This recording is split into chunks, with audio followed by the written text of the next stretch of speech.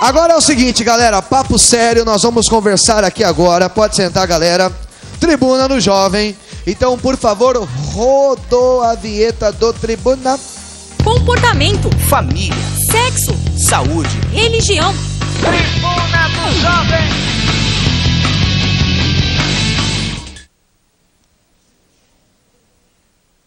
Faz parte da natureza humana querer ser o melhor, o mais bonito, o que se destaca no meio da multidão. Por conta disso, surge a rivalidade, que conhecemos desde pequenos e que está em várias áreas de nossa vida, como na escola, faculdade, trabalho, igreja e às vezes até mesmo no casamento. Mas até onde a rivalidade é boa e faz bem? E para isso nós vamos tirar essas dúvidas aqui com a doutora Verusca Gendov, que vai nos ajudar. Boa noite, doutora. Boa noite, é um prazer estar aqui. Olha, gostei de ver os dois grupos, pensa. Praça da Sé e Diadema, parabéns, viu? Parabéns. É um prazer estar aqui, pastor. Legal, doutora Verusca, o negócio tá bom hoje, né, o CL? Tá bacana. Legal, claro. É o seguinte, doutor, você viu ali que tem uma diferença. Hoje, a verdade é essa, todo mundo quer ser o primeiro, as pessoas querem ser os melhores, querem se destacar, entrevistas de emprego, beleza e entre outras áreas. Exato. Existe uma diferença entre rivalidade e competição? Não, na verdade, até a definição de rivalidade é uma espécie de concorrência e definição. A definição que tem é você concorrer, competir com o outro. Certo. Então, você define... A rivalidade nasce daí? Nasce daí. Na verdade, é muito saudável. Observando até a concorrência, a rivalidade dos dois grupos, a gente pode até ter uma ideia disso.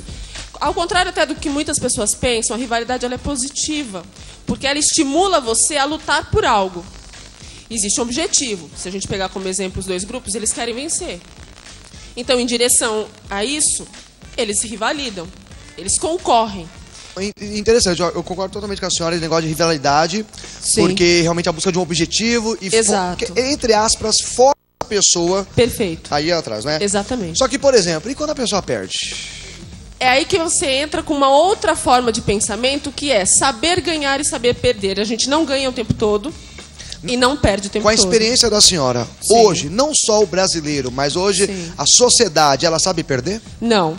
As pessoas estão muito imediatistas. E as coisas não acontecem na velocidade que muitas vezes se quer. Então elas não aceitam perder, porque elas queriam naquele momento. Não entendem que existe momento para tudo. Existe o tempo certo para tudo, mas com a dificuldade de perceber isso e de saber lidar com isso, muitas vezes a pessoa fica com raiva. É aí que tudo se coloca a perder, porque ela começa a achar que aquela pessoa que estava até então competindo é uma pessoa que estava tentando destruí-la. Ela não entende que aquilo é um processo de amadurecimento, existe uma aprendizagem em perder. Que coisa interessante, porque eu acabei de lembrar de uma passagem na Bíblia, quando fala de Caim e Abel. Sim. Ofereceram as ofertas, sim. O nosso Deus recusou uma oferta, exato. E o que aconteceu? Caim vai lá e comete, né, um assassinato, um homicídio. Então, ali saiu da rivalidade, podemos dizer assim, e como acontece hoje nos estádios de futebol... E entre outras coisas. Exatamente. Quando as pessoas perdem, elas precisam achar um culpado. E aquele culpado vai se tornar o inimigo mortal daquela pessoa. E a pessoa perde o foco. Ao invés de continuar buscando a vitória para aquilo que ela busca destruir aquele outro porque ela acha que aquela pessoa é responsável por ela ter perdido. Ela não entende que aquela pessoa ganhou porque ela mereceu ganhar. E se ele perdeu ou ela perdeu, é porque ela mereceu ganhar ou perder. Então ela precisa entender essa diferença. Então, é claro que a gente entra num outro tema, sim. Mas... Por exemplo, a pessoa perde o emprego, então ela sempre foi culpa dos outros, culpa do patrão, entre outras coisas, né? Exatamente. Chega um ponto, doutora Verusca, que ela tem que fazer uma própria análise, se examinar se for homem a si mesmo. Né? O mercado de trabalho é interessante, porque olha só, pastor, as pessoas chegam no mercado de trabalho, eu ganho pouco, como eu ganho pouco, eu trabalho pouco. Ninguém me reconhece, então eu não trabalho. Então é um jogo ingrato. Que coisa. É uma espécie de ciclo.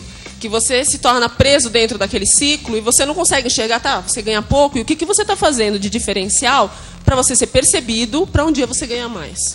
Uma vez eu ouvi uma frase de um grande empresário, João Dória, e ele disse assim, não é que as pessoas ganham pouco, elas ganham o tanto que elas trabalham. É, mais ou menos. Eu falei, isso. Caramba, que frase, por quê? Porque a pessoa, ela chega e ela começa a fazer exatamente ao contrário, talvez. Exatamente. E ela começa a se destacar. As pessoas que se diferenciam, elas se destacam ali no meio, não tem como elas não brilharem. Não tem como não ver, né, doutora? Não tem como não enxergar. E é interessante, porque se você, peraí, eu ganho pouco, mas eu não vou fixar no salário, eu vou fixar na busca, eu vou buscar o sucesso, eu quero brilhar.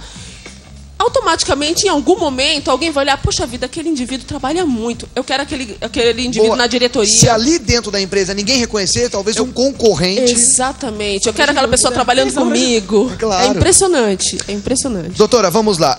Quando a rivalidade pode atrapalhar um relacionamento, né?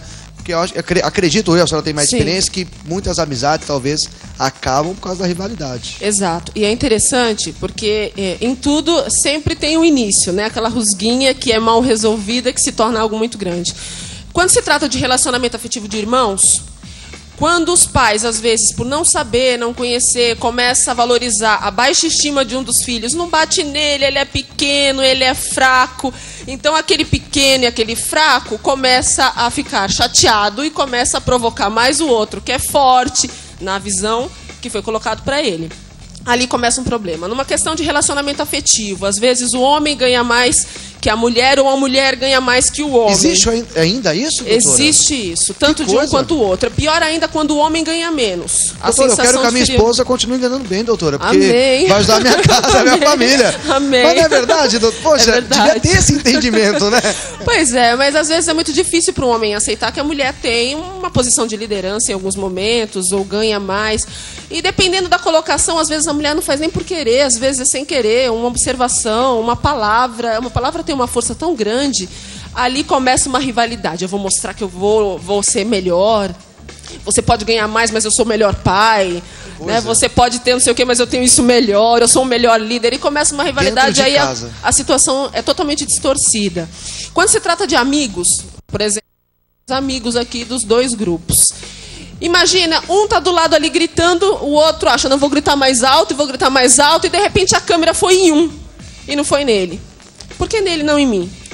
Aí vai pra cima dos câmeras, né? Aí vai pra cima dos câmeras, ou de repente cria uma situação. Né? Não estou dizendo que isso tenha ocorrido aqui, mas é uma suposição. Né? Então, é interessante na amizade.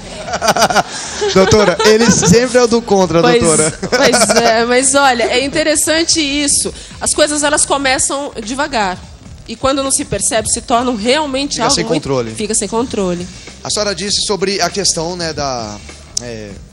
querer ser melhor e tal. Sim. E quando a pessoa...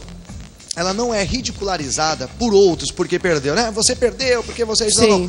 Ela mesmo começa... até aquele complexo de inferioridade, ela começa a realmente ver que tudo que eu faço dá errado, eu não consigo, eu não sou um vencedor, eu sou um perdedor. Sim. Como é que faz para essa pessoa, talvez, diagnosticar isso na vida dela e se levantar?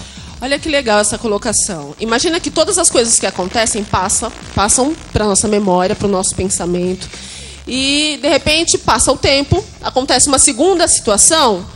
Ela vai entrar, essa situação, pelo órgão dos sentidos, audição, visão, que você sentiu da situação, e vai ser comparado com o arquivo que está na memória. Se esse arquivo é traumático, a situação vai ser complicada. Porque ela já vai adotar como realidade o fato dela estar se sentindo destruída, derrotada, porque existe um arquivo que, infelizmente, vai levar a isso. Agora, se ela tem naquele registro um exemplo dos pais, alguma coisa que possa mudar esse referencial, não, peraí, eu perdi, mas não, eu sou capaz, eu posso, com certeza vai mostrar e vai mudar a situação. Ainda dá tempo, né? Dá tempo de mudar a situação, mas infelizmente às vezes as pessoas já se conformam com o registro que está lá na memória. Ah, não, ó céus, ó vida. Meu pai do céu, ó depressão, né? Queixoso demais. É claro que a situação não é fácil. As coisas vão acontecendo, mas a gente tem que realmente parar. Agora, se as coisas estão acontecendo e você está sempre indo para o lado negativo, está na hora de realmente parar. Porque às vezes a sua situação emocional é que te faz perder. Às vezes o momento... Ela mesmo se joga para baixo. Ela se joga, né, para baixo. Você sabe que tem concorrências que as pessoas... Ah, não vou concorrer não, eu não vou ganhar. Pronto, já perdeu ali por ela acreditar que ela não vai ganhar. Então ela não tem condições. Nós cristãos acreditamos o quê? Que as palavras têm poder. Exato. Né? Então a pessoa ela fala exatamente o que a senhora falou, que não vai ganhar, que não vai conseguir. Não, eu digo até o seguinte, nem vai. Nem vai porque você vai o quê? Vai perder. Já começou derrotado. Não é sério? Pois é, teve uma situação que um jovem chegou da prova da USP, do vestibular, uns anos atrás, cabisbaixo, entrou no consultório, eu olhei, nossa, o que é isso? O que aconteceu? Fiz a prova mais derrotada da minha vida. Falei, como assim? Já Você saiu o resultado? Já saiu o resultado? Não, eu fiz a prova hoje. Passou em 17º lugar. 17º lugar. Ele sofreu Pelo amor meses de Deus. achando Parei, que né, tinha pô? ido muito mal. Olha só, tem coisa pior do que você sofrer por antecipação por uma coisa que você nem sabe. Mas é verdade, a pessoa vai se mutilando, né? Aquele negócio Desmotiva. É todo. horrível Até a gente isso. que ouviu agora, até eu fiquei desmotivado, doutora, viu? Até eu vou pedir pra sair agora. Celi, já passou por alguma situação parecida? Como é que foi? Na verdade, eu gostaria de fazer uma pergunta. Manda bala, Celi. Vamos lá. Porque assim, não sei se você concorda comigo, mas no Brasil parece que não se tem uma cultura de se ensinar uma superação. Porque eu vejo os filmes americanos que eles começam sempre o cara perdendo, sofrendo, aí ele luta, né, e consegue dar a volta por cima. Rock Balboa, né? É, tipo Rock Balboa, né? E a gente sabe... Nick Pujnik. Meu é um pai. vídeo sensacional. Quem entrar na internet, sim, muito bom. procura no YouTube, Nick Pujnik, né? Legal. E Um aqui... vídeo desses de autoajuda. Mas você sabe, isso tem uma explicação. A cada época, você tem um movimento na questão educacional. É cíclico. Então, você pega a educação dos avós, muito rígida. Então, aqueles filhos, quando crescem, deixam a situação um pouco mais flexível. E aquele adolescente mais flexível. Até que a situação fica flexível demais e se torna mais rígida na 4ª geração. Então, se a gente for parar para analisar isso, os filhos de 1950, 1960 se tornaram mais flexíveis. Porque eles sofreram, de repente, muita cobrança, uma série de situações de pressão. Então, o que eles fazem? Filhinho, não fica assim. Eu te dou um carro zero. Você não passou no vestibular, mas eu te dou um carro. Ah, você começa a comprar. Não conseguiu aquela situação, mas eu te dou um videogame novo. Ah, eu te dou um tênis, não se preocupe. Então, a pessoa tenta, para tentar não ver o sofrimento daquele filho, suprir aquela derrota. Mas eles não fazem isso por mal. Nenhum pai, nenhuma mãe faz isso por mal. Faz porque quer ver a felicidade do filho para não sentir aquela decepção que muitas vezes sentiu com a cobrança. Só que às vezes também desprepara essa pessoa para a sociedade tão competitiva, Sim. né? Sabe que É uma consequência, não é assim. mas não proposital. Algo Claro. que acontece naturalmente. É falta de, talvez, De base. de base. Porque os pais da gente tinham uma base muito diferente do que as pessoas Sim. estão dando aos filhos hoje, né? Sim. Tipo, igual na escola. Exato. Antigamente as crianças tiravam notas ruins, o professor chamava o pai e conversava. Sim. Olha, seu filho tirou nota ruim. Hoje, as crianças tiram nota ruim, o pai vai Sim. na escola e briga com a professora. Exatamente. Porque muitas vezes se espera que a educação venha da escola e esquece muitas vezes que começa em casa. Mas a gente não pode responsabilizar só os pais, porque eles tentam acertar. Podem errar, mas tentando acertar. Por isso a importância das orientações, das informações, ou de momentos como esse de bate-papo, para as pessoas poderem pensar e refletir como eu posso fazer para oferecer um momento diferente para o meu filho. Eu vou fazer uma pergunta para a Cláudia, mas antes, doutora, a rivalidade tem alguma coisa a ver com a inveja? Tem alguma sintonia? Não, o que acontece é que a inveja atrapalha uma rivalidade saudável. Mas, por exemplo, doutora, né, vamos supor, eu quero Ok. ser melhor que ele, que eu coloquei porque eu quero ser melhor que ele. Ali é uma inveja. Sim, o histórico que ele tem na memória de perdas, de situações onde se sentiu inferior, faz com que ele inveje aqueles que alcançaram aquilo que ele almeja. Então a inveja dele não permite que a rivalidade seja saudável. A gente vê muito isso em algumas situações específicas, até em mercado de trabalho. Ah, eu não aceito que o chefe elogie ele. Por que ele ou por que ela? Então, o que ele tem de registro na memória faz com que ele comece a tentar atacar a pessoa. Então, e não vencer a proposta. E não que não goste da pessoa. Às Não vezes que até não gosta. Mas É você sabe, engraçado isso. é interessante essa fala, é importante isso. Às vezes ele teve inveja daquilo que ele realmente quer e é tão igual ao que ele quer destruir para não ter cópia. Que coisa. Não quero ter cópia. Não adianta ter duas veruscas, né? Ou duas pessoas de cada uma. Eu quero destruir uma para me sentir no lugar. Tá errado. Claro que é uma coisa busca errada. muito profunda, mas é sério. Sim. E por isso que gera morte, Sim. entre outras Sim. coisas, não é, doutora? As coisas elas vão sendo guardadas no coração e vão ruminando. Se a gente não resolve, se torna tudo muito complicado. Que coisa. É. Cláudia, e aí? Rivalidade, esse negócio todo. Você já presenciou algo do tipo? Já, eu acho que eu sempre presencio algo do tipo, né? A rivalidade, ela tá sempre presente, principalmente quando você faz televisão, quando você é apresentadora ou quando você é atriz. Mas, Cláudia, seria pelo lado saudável ou nem tanto, Cláudia? Na maioria das vezes, não. Não. Que coisa. Só que o grande lance foi o que ela falou, é você resolver as suas coisas. E eu entendi que eu não vou conseguir resolver o problema das pessoas. Entendeu? Então, eu tenho que entender que as pessoas, elas têm problemas, na maioria das vezes, e que elas vão te agredir, que elas vão te tratar mal, e que isso não é um problema seu. Não é um problema meu. Entendeu? Exatamente. E que eu tento lidar com as situações. Até, se a pessoa entender, ela, em um determinado momento, ela entende que ela não vai conseguir me destruir. E ela tenta destruir outro. Não. Porque a pessoa... Pelo menos se livra do problema. Pelo menos você foi beleza. Nesse caso aqui, doutora, do caso da Cláudia, né? Porque, na verdade, você tem que pelo menos ter consciência dos seus comportamentos, dos seus sentimentos. Exato. Porque senão você se contamina com a situação. Eu já fiquei muito triste. Eu tô falando isso por experiência. Porque eu já fiquei muito triste. Eu entrei muito jovem na televisão. Então você vê uma menina. Eu era uma menina. E sendo, sabe, invejada por outras pessoas. Só que assim, ninguém entende. Quando eu fui fazer Malhação, eu fiquei 1 semana fazendo teste. Entendeu? Que eu tinha 200 meninas na minha frente fazendo na fila para fazer o teste. Parece que chegou lá do nada, né, Cláudia? Numa emissora de TV é a mesma coisa, que eu peguei um ônibus do Rio de Janeiro e fui para Porto Alegre para trabalhar como apresentadora, né? Então as pessoas não sabem os tombos que você toma primeiro. Quando te vem numa determinada posição, elas simplesmente almejam a sua posição, mas não te conhece como pessoa, nem sabe o que você fez para chegar lá. Não quer pagar o preço que você pagou, né? Então é por isso que eu perdoo. Porque assim, não adianta, você não vai fazer a pessoa entender. Não. Entendeu? Só as experiências que são assimiladas com o tempo. E eu ficava triste, eu fiquei depressiva, às vezes. Muitas vezes eu fiquei muito triste. Eu ia pra casa chorando. Tipo, eu era, não vou citar nomes, demais, e nem quais emissoras, né, em redes, grandes emissoras. Quando acabava a gravação, eu chegava em casa e chorava. Porque eu falava assim, pô, por que fizeram isso comigo? Não entendo, né? Eu fiz, então hoje eu parei de chorar, assim. Doutora, vamos dizer assim, não estou dizendo da emissora, mas os próprios grandes, as pessoas, diretores, eles não incitam uma rivalidade para extrair o melhor da pessoa?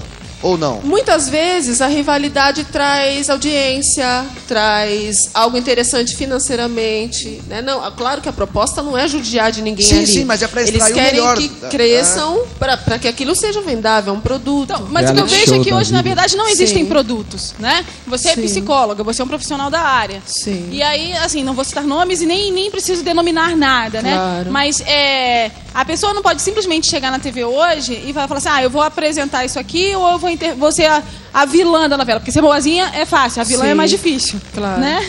Ou eu não vou ser a vilã da novela. Não vai conseguir. Entendeu? A não ser que você faça um monte de coisinhas pequenas. Todos os grandes atores foram figurantes. Se disser que não foram, é mentira. Sim. Entendeu? Foram Todos os apresentadores foram animadores de palco. Pô, meu Deus, nem fala, Jesus. Então, como a gente já animou já. É interessante, porque na verdade, assim, um produto, quando eu digo produto televisão, existe um objetivo. Eu preciso alcançar tanto de audiência, eu preciso alcançar tanto. Não, mas aí a rivalidade é criada por conta das pessoas que realmente não vão conseguir. Sim. Entendeu? E é A rivalidade é negativa. muita pessoa também falando na cabeça daquela pessoa, né? Muita cobrança.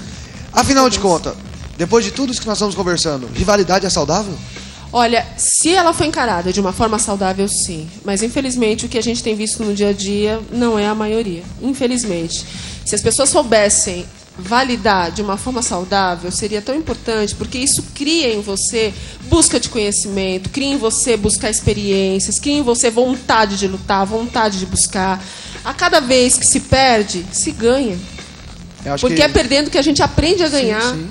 Né? Você pode ver que todas as pessoas que de alguma forma tiraram segundo lugar, terceiro lugar em alguma situação, uma competição, passa-se o tempo, ela vai ser melhor e vai sustentar isso por muitos anos. Quantas vezes Thomas Edison errou a lâmpada? Mais de 1000 vezes, verdade. Né? Ou o avião, quantas vezes? Poxa. Então, assim, é importante a gente entender que perder faz parte. E se a gente não aceita isso, a gente nunca vai conseguir ganhar. Interessante. Doutora Verusca, nós já acabamos já. Poxa. Mas tá tão interessante esse papo, é muito gostoso. As pessoas que nos assistiram hoje, os jovens, os papais, as mamães que estão passando com algum problema em relação ao tema, como é que faz para procurar a senhora, o telefone, os contatos, doutora Verusca? Eu tô na internet também muito fácil. Se colocar meu nome no Google, acho muito fácil. Só colocar Verusca Psicóloga, encontra. Mas eu também tô no Facebook, no Twitter, no Orkut. Ou você pode acessar o site doutoraverusca.com e mandar sua pergunta. Às vezes é uma orientação, pastor, uma informação. Eu já vi pessoas sofrerem anos e uma orientação, uma informação muda tudo. Né? E se eu puder concluir, dizer para você que é papai, que é mamãe, valorize as qualidades do seu filho, aponte os defeitos, mas se você perceber que a rivalidade não está indo para um lado ruim, deixe que eles se resolvam, porque a construção disso vai ser tão boa que vai valer a pena. Que legal, vamos aplaudir Jesus que ele merece. Doutora Verusca, boa noite, que Deus abençoe. Boa noite, eu que agradeço. Cláudia, noite, CL, Claudinho. já voltamos. É o seguinte, galera, não saia daí, sabe por quê? Porque a rivalidade aqui saudável continua. Valeu!